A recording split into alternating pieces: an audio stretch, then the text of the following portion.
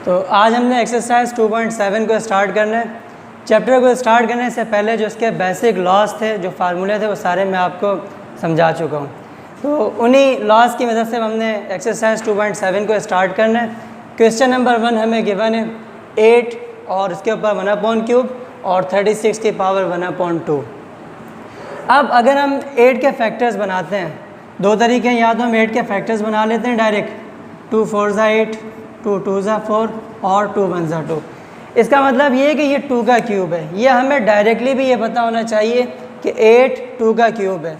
तो सबसे पहले हम यहाँ पर क्या करते हैं, 8 की जगह पर 2 का क्यूब लगा देते हैं।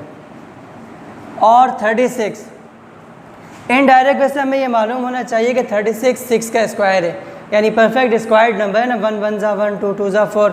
इसी तरह 6 6 ज़ा 36 होता है।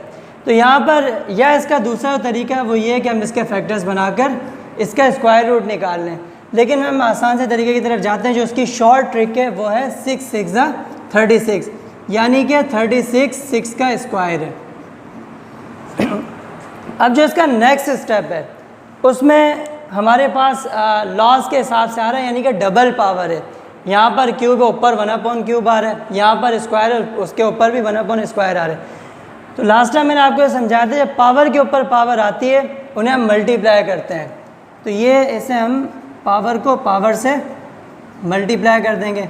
इसी तरह यहाँ पर भी 6 की पावर 2 मल्टीप्लाई 1/2। यहाँ पर 3 से 3 कट गया और यहाँ पर 2 से 2 कट गया। हमारे पास जो रिमेनिंग टर्म है वो है यहाँ पर 2 और यहाँ पर 6, 2 6 ज़ा 12। ये इसका आंसर है। अगेन मैं इसे रिपीट कर देता हूँ, 8 2 का क्यूब है और 36 6 का स्क्वायर है। हमने क्या किया, पावर के ऊपर पावर को मल्टीप्लाई कर दिया दोनों तरफ। अब यहाँ पर 3 से 3 कट गया और 2 से 2 कट गया। रिमेनिंग जो हमारे पास टर्म थी, यहाँ से 2 आ रहा था और यहाँ से 6, तो 2 6 ज़ा 12। अब हम चलते हैं क्वेश्चन नंबर 2 की तरफ।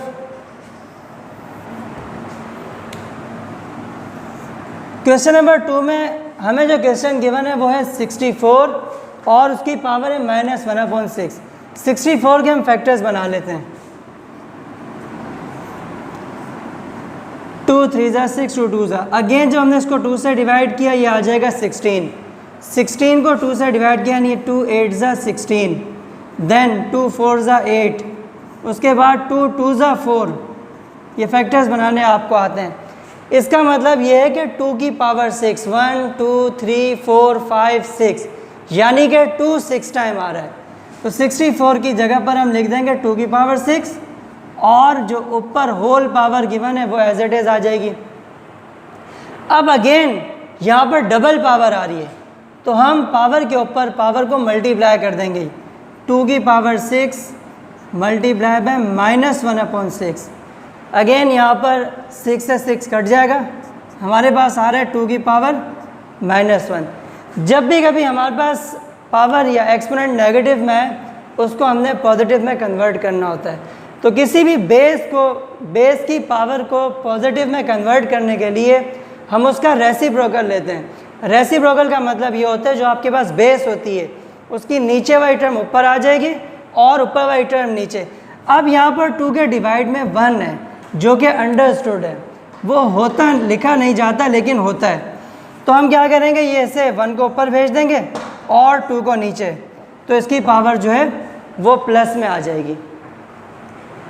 इसी तरह अब हम चलते हैं, इसके जो थर्ड पार्ट है उसको सॉल्व करते हैं। 256/x² और ऊपर इसकी होल पावर आ रही है। तो 256 के सबसे पहले तो हमें इसके फैक्टर्स बनाने। जब हम इसको 2 से डिवाइड करेंगे ये हमारे पास टर्म आएगी 128। अगेन इसको 2 से डिवाइड किया, ये बनेगा 64। 32 डिवाइडेड बाय 2 ये आ जाएगा 16। 16 डिवाइडेड बाय 2 8, और ये इसी तरह चलता जा रहा है। अब ये हमारे पास आ रहा है 2 8 टाइम, 1 2 3 4 5 6 7 8। तो इसका मतलब ये है कि 2 की पावर 8 डिवाइडेड बाय x², और इसका होल जो इसकी होल पावर है वो है 1/2।